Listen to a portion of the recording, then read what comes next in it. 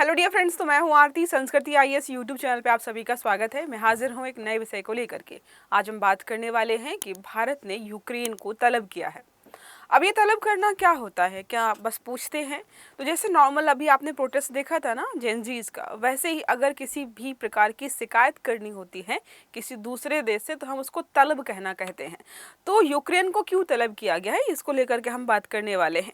हालांकि हम सबको पता है कि रूस, यूक्रेन, ईरान, इजराइल, इन दोनों कंट्रीज़ के अलग अलग जो वॉर चल रहे हैं उस समय उसकी वजह से जो महासागरीय व्यापारिक रूट हैं उनमें लगातार बाधा उत्पन्न हो रही है। और प्रेजेंट टाइम में ज़्यादातर देश समुद्री मार्गों के माध्यम से ही व्यापार वगैरह करते हैं और इसकी वजह से चीज़ें महंगी हो रही हैं, समस्याएं खड़ी हो रही हैं। आज हम बात करने वाले हैं ब्लैक सी के बारे में, क्योंकि ये जो हमले किए गए हैं ये सारा ब्लैक सी के आसपास ही हो रहा है और इसमें भारतीय नाविक मारे गए हैं। इसकी वजह से हमने प्रश्न खड़े किए कि भाई आप किसी भी प्रकार के कॉमर्शियल शिप पर हमला क्यों कर रहे हैं जो कि भारतीयों का है, जो रूस से लेना देना ही कुछ नहीं है। तो इस प्रकार की चीज़ें लगातार चल रही थी। लोग प्रश्न पूछ रहे थे कि सरकार कब जागेगी, सरकार कब प्रश्न पूछेगी यूक्रेन से, रूस से कि आखिरकार तुम्हारी वजह से जो हमारे सैनिक या नाविक मर रहे हैं उसके लिए क्या कर सकते हैं, कब सुधरोगे। इस प्रकार की चीज़ें लगातार चल रही थी। तो फाइनली हमें यहाँ पर सरकार का रिएक्शन देखने को मिला है कि मिया समझ जो है यूक्रेन से envoy expresses strong concern over attack on commercial vessel in Black Sea। Black Sea में हमारे जो कॉमर्शियल वेजल्स पर लगातार हमले हो रहे उनके लिए प्रश्न पूछा जा रहा है। भारतीय नाविक संगठनों ने हमले के लिए यूक्रेनी ड्रोन को जिम्मेदार ठहराया है। सबसे बड़ी बात यहाँ पर निकल करके आती है, यह घटना रूस और यूक्रेन वॉर की वजह से हो रही है। कुछ समय पहले मैंने आपको पढ़ाया था कि यूक्रेन का मैक्सिमम हिस्सा अब रसिया के कंट्रोल में है। तो जो ब्लैक सी हो गया, सी ऑफ एजोव हो गया, स्ट्रेट ऑफ कर्च हो गया, यहाँ पर लगातार यूक्रेन ड्रोन्स के माध्यम से हमले कर रहा है। अब वहाँ से कई बार क्या होता है कि वो जहाज रूस के होते ही नहीं है, हमारे हो गए या किसी अन्य कंट्री के हैं, तो उन पर भी हमले हो जाते हैं जिसकी वजह से दूसरे देशों को नुकसान उठाना पड़ रहा है, जिसमें कि हम भी शामिल हैं। तो भारत ने नागरिक जहाज़ों की सुरक्षा को लेकर के अंतर्राष्ट्रीय समुद्री कानून, जिनको हम जो है अनक्लॉज के नाम से जानते हैं, समुद्री सुरक्षा व्यापारिक मार्गों की आवश्यकता पर भी जोर दिया है। 2025 में ही हमने कुछ नियम कानून अंतर्राष्ट्रीय स्तर के अपने यहाँ पर लागू करने की बात कही थी और उसके बावजूद भी हमें इस प्रकार की खबरें सुनाई दे रही हैं। तो आज हम अच्छे से डिस्कस कर लेते हैं कि हमारा विदेश मंत्रालय क्या है, कैसे काम कर रहा है और उसने क्या कहा है। देखो, जाहिर सी बात है, जब किसी भी देश पर आप इस प्रकार के आरोप लगाएंगे, हालांकि हमने वीडियोस, फुटेज और सब चीज़ें प्रोवाइड की हैं, जिसकी डेथ हुई है उनकी फ़ोटोज़ भी दिखाई गई हैं। ये बोल रहे हैं कि भाई हमने हमला नहीं किया है, स्वीकार ही नहीं किया है, कमर्शियल शिपिंग की सुरक्षा सुनिश्चित की जानी चाहिए। हमने उनसे यह बोला, समुद्री व्यापार के मुक्त प्रवाह को बनाए रखना बहुत ज़रूरी है क्योंकि इससे पूरी दुनिया का व्यापार बाधित होता है। ये हमारे दोनों जहाज़ हैं जो कमर्शियल शिप्स के नाम से जाने आते हैं। कमर्शियल का मतलब हो जाता है भाई ये जो है सामान वगैरह लेकर के जा रहे हैं, अनाज हो सकता है या किसी भी अन्य प्रकार का कॉमर्शियल प्रोडक्ट्स हो सकते हैं। तो आपको इस पर हमला करने की ज़रूरत है नहीं। यहाँ पे कोई सैनिक तैनात नहीं है जो आप पे हमला करेंगे, आपको नुकसान पहुँचाएंगे। इसको लेकर के कुछ दिन पहले ही पीआईबी में एक आर्टिकल आया भी था कि उभरते समुद्री जोखिम के लिए नाविकों की सुरक्षा की रूपरेखा। तो इसमें जो है ईरान और इजराइल को लेकर के स्ट्रेट ऑफ हॉर्मुज में क्या हो रहा है, कैसे हमें सुरक्षा बहाल करनी है। इसके अलावा जो हमने यहाँ पर देखा रेड सी में, इसको लेकर के भी बातचीत की गई। लेकिन ब्लैक सी वाला मुद्दा बिल्कुल लेटेस्ट, अभी ताज़ा देखो सब चीज़ें यहाँ पर लिखी हुई हैं। ईरान के संबंध में विदेश मंत्रालय को लेकर के बात की गई थी, बिगड़ती जो स्थिति उसको लेकर के भी बात की थी। फारस की खाड़ी, जो हॉर्मुज जलडमरू हो गया, आसपास के जो भी जल क्षेत्र है, यहाँ पे जो भी हमारे भारतीय कार्यरत हैं उनको सुरक्षित रखना, या फिर कह सकते हैं 24/7 उनसे कम्युनिकेशन करना, कोई प्रॉब्लम हो तो उनको सहायता भेजना। इस प्रकार की चीज़ें सरकार अपने स्तर पर करती यहाँ पे दिखाई दे रही है। ईरान के बंदरगाह में तट पर मौजूद जो भारतीय नाविक हैं, ईरान जल क्षेत्र में उसके आसपास जो परिवहन या परिचालन कर रहे हैं, तो कोशिश की जाती कि भाई हमारे लोग यहाँ पर जाएँ ही ना। अगर जा रहे हैं तो इन चीज़ों का ध्यान रखें कि इनको सुरक्षित रखना है। राजदूत को तलब करने का मतलब क्या होता है, जो स्टार्टिंग में लिखा था। तो राजनयिक भाषा में किसी देश के राजदूत को विदेश मंत्रालय द्वारा बुलाकर किसी घटना पर औपचारिक विरोध दर्ज करना, स्पष्टीकरण मांगना या चिंता व्यक्त करना समनिंग एम्बेसडर कहा जाता है। यह कूटनीतिक विरोध का महत्वपूर्ण माध्यम है। तो जब भी आप अब जो है भविष्य में कभी सुनिएगा कि तलब किया गया है, तो इसका मतलब ये मत समझिएगा कि इनवाइट किया गया है कि आइए हम आपका जो है स्वागत बात करेंगे, उनसे क्वेश्चंस किए जाते हैं बहुत सारे मुद्दों को लेकर के जिनसे हमें नाराजगी होती है। तो आज हम यहाँ पे बात करते हैं भाई यूक्रेन, रूस और भारत। हम सबको पता है कि हमारी जो डिप्लोमेसी वाली टैक्टिक्स हैं वो हैं तटस्थ रहने की। चाहे वो इजराइल और ईरान वॉर करे तब भी हम तटस्थ हैं, चाहे यूक्रेन और रसिया वॉर करे तब भी हमें तटस्थ ही रहना पड़ता है। हम इसी प्रकार की विचारधारा को लेकर चलते हैं। अब बात करते हैं ब्लैक सी के बारे में। ये रहा ब्लैक सी, आपका रसिया का ये वाला मार्ग है। तो देखो ये वाला मार्ग ऑलरेडी जो है हमें पता है कि क्या चल रहा है यहाँ पर। ये हो गया रेड सी, इसके बाद जो है भूमध्य सागर में हम जाते हैं, यहाँ से व्यापार करते हैं यूरोप वगैरह के साथ में। तो यहाँ से जो जाते हैं फिर यहाँ पे पहुँचते हैं, ये है ब्लैक सी और यहाँ पर लगातार हमले किए जा रहे हैं। ये पूरा जो है रूट है व्यापारिक मार्ग, इसी मार्ग से पूरी दुनिया का सबसे ज़्यादा व्यापार वगैरह होता है। अब बात करते हैं हमले में यूक्रेनी ड्रोन के इस्तेमाल का आरोप हमने लगाया है। हालांकि उन्होंने इसको जो है एक्सेप्ट नहीं किया है, जानकारी मांगी गई वो भी नहीं दी गई है।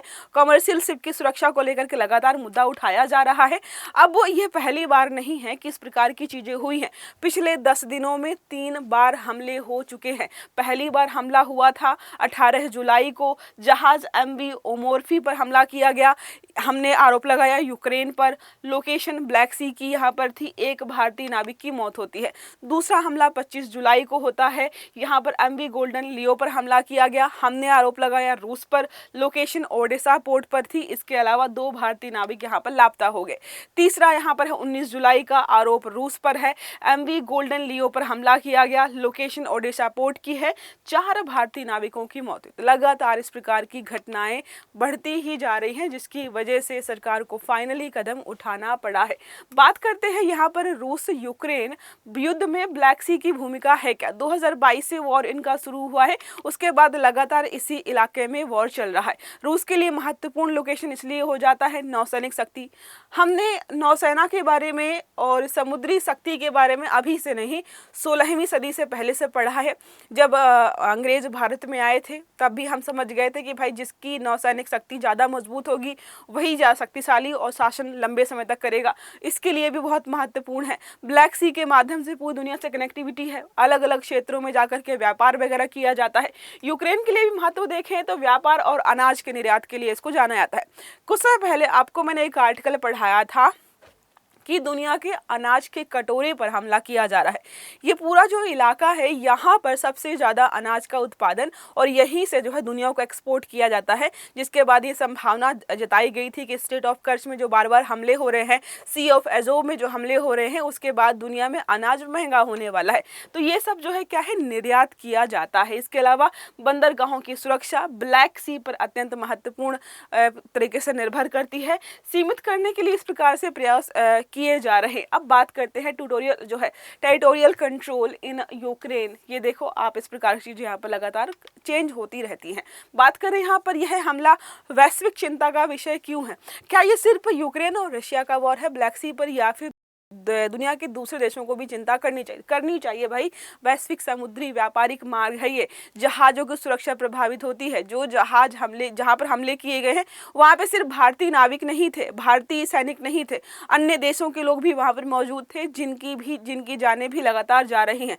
ऊर्जा आपूर्ति निर्भर करती है, अनाज की आपूर्ति निर्भर करती है, समुद्री बीमा की लागत बढ़ जाती है। देखो जैसे ही वॉर चलता है ना, तो जो इंश्योरेंस कंपनियां हैं वो अपने पैसे बढ़ा देती हैं। उनको पता है कि भाई यहाँ पे लगातार वॉर चल रहा है और कभी भी चीज़ें खत्म हो जाएंगी, खराब हो जाएंगी, तो ये भी लगातार बढ़ता ही जाता है। इस वजह से बोला जा रहा है कि ये जो मार्ग है सिर्फ यूक्रेन और रसिया के लिए नहीं, पूरी दुनिया के लिए ज़रूरी है। ये सारा इलाका है जहाँ जहाँ पर टेरिटोरियल गेन हुआ है यूक्रेन में रसिया के द्वारा, ये सारा यहाँ पे बना हुआ है। बात करते हैं भारत के लिए यह मामला क्यों महत्वपूर्ण है। तो वही भाई, हम तटस्थ हैं। ये रहे यूक्रेन और ये रसिया, हमारे लिए दोनों ज़रूरी हैं और हम किसी एक का पक्ष नहीं ले सकते हैं।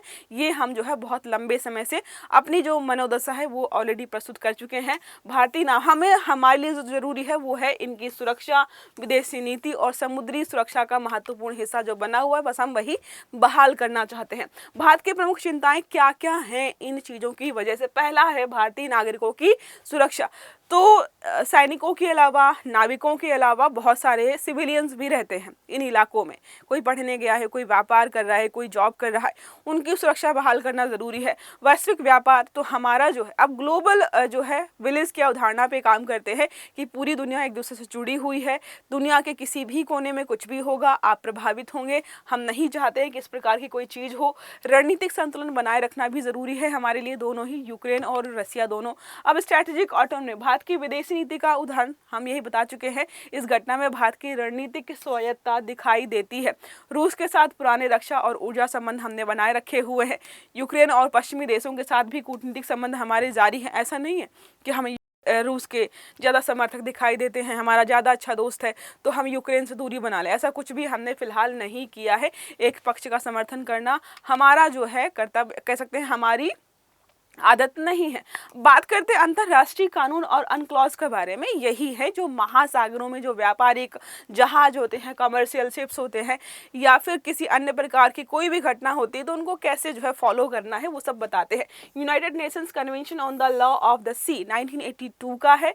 इसमें प्रमुख सिद्धांत यह है कि समुद्री मार्गों की स्वतंत्रता कोई भी बंद करने का प्रयास नहीं करेगा। फिलहाल हमने देखा कि बंद हो रहे हैं।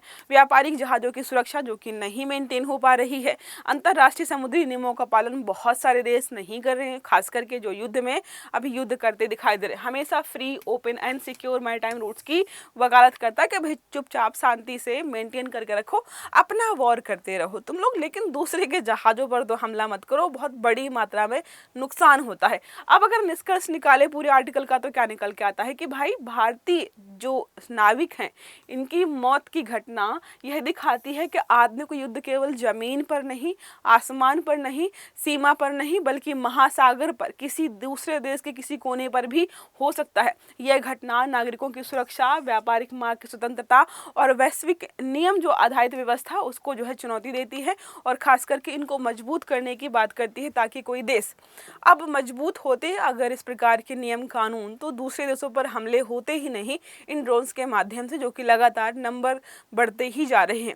आप इस आर्टिकल के बारे में क्या सोचते हैं? क्या भारत को और कोई सख्त कदम उठाने की ज़रूरत है?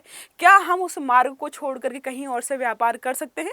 अगर आपके मन में कुछ भी ऐसी चीज़ें हैं तो प्लीज़ कमेंट बॉक्स में ज़रूर बताइएगा। एक प्रश्न है, ब्लैक सी के बारे में निम्नलिखित कथनों पर विचार कीजिए। यह भारत के पास स्थित समुद्र है, यह रूस यूक्रेन में रणनीतिक रूप से महत्वपूर्ण क्षेत्र है, इसका कोई व्यापारिक महत्व नहीं है, या फिर यह केवल एक झील है? सही आंसर देना है कमेंट बॉक्स में। आई होप ये आर्टिकल आपको समझ में आया होगा। अगर वीडियो अच्छा लगा है तो लाइक करना है, चैनल को सब्सक्राइब करना है ताकि इस प्रकार के सभी आर्टिकल्स आपको समय पर मिलते रहे। अच्छे से पढ़िएगा। Have a good day. Thank you.